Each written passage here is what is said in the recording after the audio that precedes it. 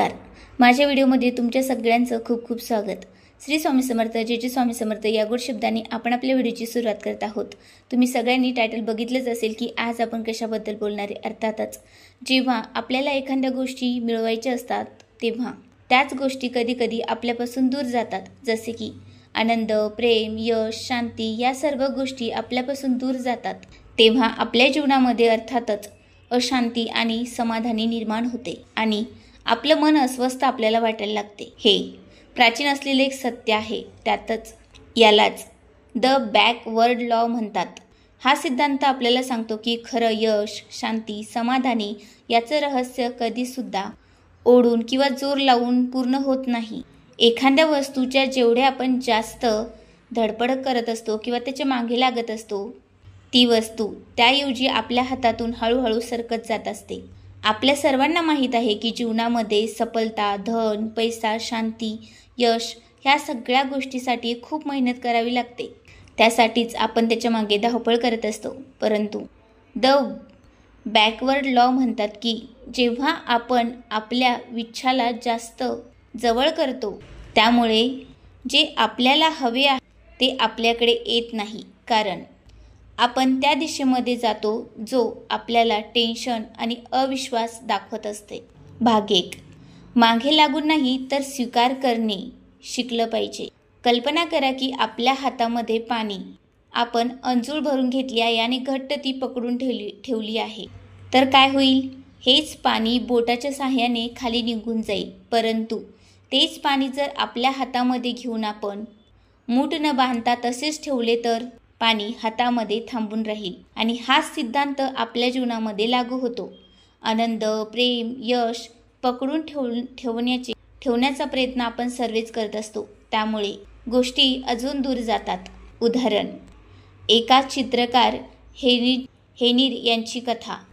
आपले चित्र लोकप्रिय व्हावे म्हणून त्यांनी खूप कष्ट करत राहिले. ठिकाठिकाणी जाऊन वेगवेगळ्या लोकांना दाखवले, प्रचार केला, पण कुठेसुद्धा मान्यता मिळाली नाही. मग एके दिवशी हार मानून त्यांनी चित्र काढण्यासाठी सुरुवात केली.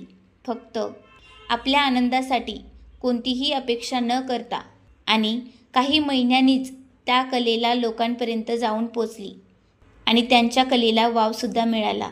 जेव्हा त्यांनी ती गोष्ट सोडली तेव्हा सर्व काही मिळाले होते. आपल्याला सांगितले गेले की जे काही पाहिजे त्यामागे फक्त पळा आणि मिळवा. त्यामुळेच ती गोष्ट आपल्यापासून जास्त दूर जाते.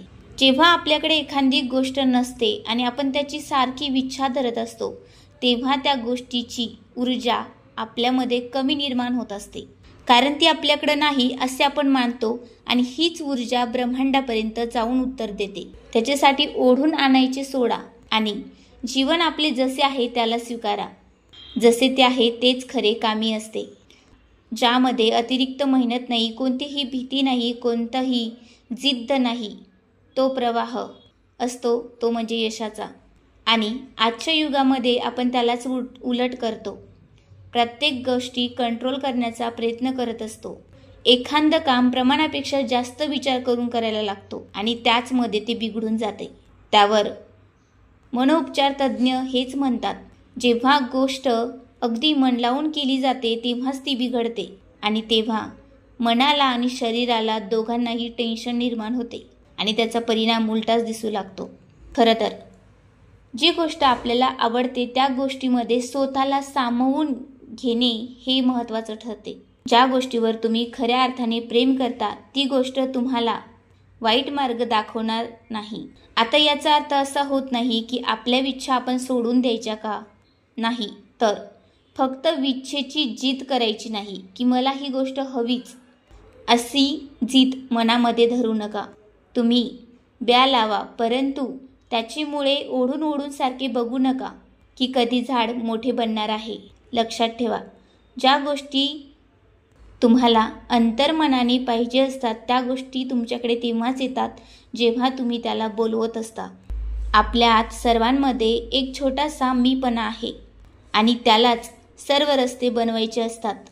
पण तुम्ही कधी विचार करता का, जेव्हा हा छोटा मीपणा आपल्या येणाऱ्या धनाला, पैशाला थांबवतो, त्यामुळे प्राचीन योग परंपरेनुसार त्यागाची भूमिका सांगतात, म्हणजेच की समर्पण. याचा अर्थ हा होत नाही की तुमच्या आत्मसन्मानाला, आत्मविश्वासाला विसरून जा, तर हा होतो की तुमच्या छोट्या मीपणाला सोडा आणि ब्रह्मांडासोबत स्वतःला जोडा, म्हणजेच की समर्पण करा. आणि हा सुद्धा होत नाही की तुम्ही प्रयत्न करू नका. जे तुम्ही करत आहात त्यामध्ये मन लावून करत राहा आणि स्वतःला त्यामध्ये सामावून घ्या, एवढं ते मन लावून करा. यावर दार्शनिक सेम्पेन हॅवेपर म्हणतात की ज्या वस्तू आपल्या हातात नाही त्याला नियंत्रणात आणण्याचे प्रयत्न करू नका, आपल्याला दुःख देतात. उदाहरण, जेव्हा आपण नदीच्या पाण्यात प्रवाह करत असतो, परंतु जर आपण त्याच नदीच्या पाण्यामध्ये उलटा प्रवाह केला तर काय होईल? अर्थातच आपल्याला अनेक कष्ट करावे लागतील, मेहनत करावी लागेल, त्याचबरोबर आपल्याला थकवा येईल आणि परिणामसुद्धा योग्य होणार नाही. त्यामुळे नदीचा प्रवाह जर आपल्याला ज्या दिशेने वाहत आहे त्याच दिशेने जर आपण रस्ता ठरवला तर अर्थातच त्या यशापर्यंत आपण पोचू शकतो आणि आपला प्रवाससुद्धा छान होतो. ब्रह्मांडाची शक्ती, विचार ही शांतती आणि समाधानी घेऊन येते.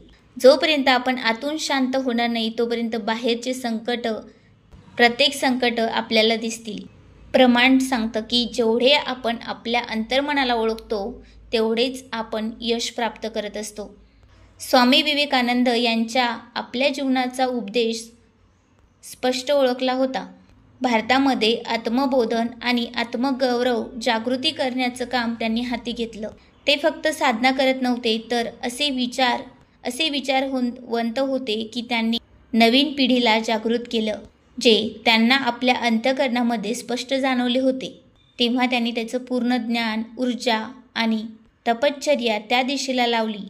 जेव्हा आपण आपल्या विचारांना सकारात्मक बनवतो तेव्हा आपल्या अंतर्मनाच्या आतील शक्ती बनत असते आणि अनेक संकटावर योग्य समाधान प्राप्त करून देत असते, दिशा दावत असते. त्यासाठी कष्ट आणि रोज म्हणजेच नेहमीच सारखी तीच क्रिया आपल्याला करावी लागते व मिळवण्यासाठी निरंतर मेहनतसुद्धा करावी लागते.